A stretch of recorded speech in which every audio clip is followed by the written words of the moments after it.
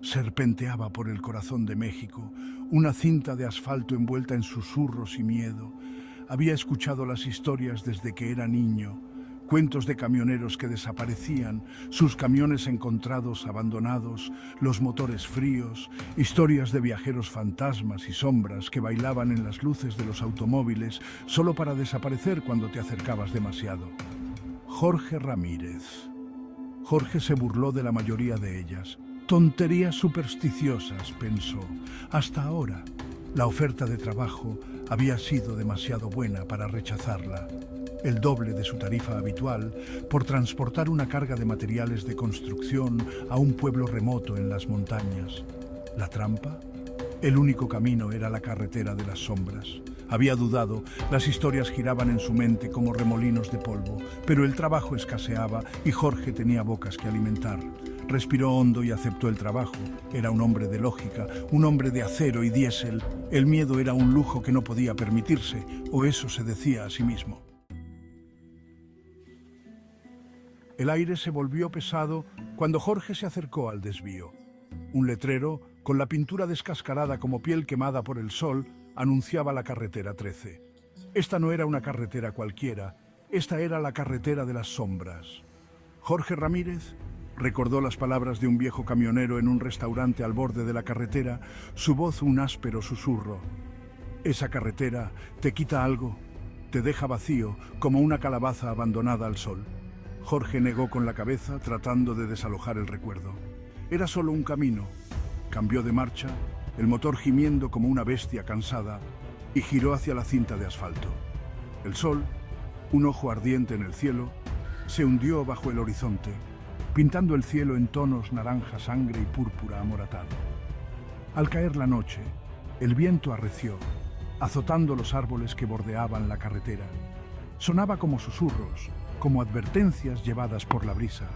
Jorge subió la ventanilla, pero no pudo evitar la sensación de que lo estaban observando. Mantuvo los ojos en la carretera. Su agarre en el volante se hacía más fuerte con cada kilómetro. Se dijo a sí mismo que era solo el viento, solo su imaginación jugándole una mala pasada, pero en el fondo se había plantado una semilla de inquietud que echó raíces en el fértil terreno de su miedo. El cielo se abrió, desatando un torrente de lluvia que golpeó la cabina del camión. La visibilidad se redujo a casi nada. El mundo exterior se redujo a un remolino de agua y oscuridad. Jorge maldijo, reduciendo la velocidad del camión a paso de tortuga. No podía seguir así. De repente, una figura se materializó en medio del aguacero.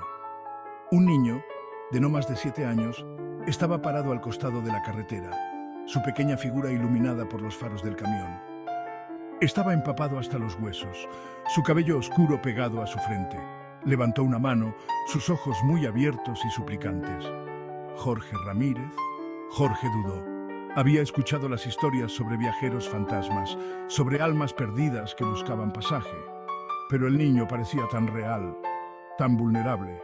No podía dejarlo aquí afuera en esta tormenta. Se detuvo y bajó la ventanilla. «Sube», dijo Jorge, su voz áspera pero amable. El niño se metió en el camión, trayendo consigo el aroma a lluvia y algo más, algo indefinible que le provocó un escalofrío a Jorge. El niño, su nombre era Miguel, se acurrucó en el asiento del pasajero con sus delgados brazos alrededor de su cuerpo. No había dicho una palabra desde que subió al camión. Jorge intentó entablar conversación con él, preguntándole a dónde se dirigía, dónde estaban sus padres. Jorge Ramírez, ¿a dónde te diriges, chico? ¿Dónde está tu familia?, preguntó, pero Miguel permaneció en silencio, con sus ojos oscuros fijos en algo más allá del parabrisas. Mientras Jorge conducía, notó algo extraño. Las sombras parecían bailar en la periferia del haz de luz de los faros. Se retorcían y se retorcían, tomando formas grotescas que se desvanecían tan pronto como las enfocaba. Miró a Miguel, pero el niño parecía ajeno, su mirada fija en algún punto invisible en la distancia. Las sombras se volvieron más audaces, más numerosas.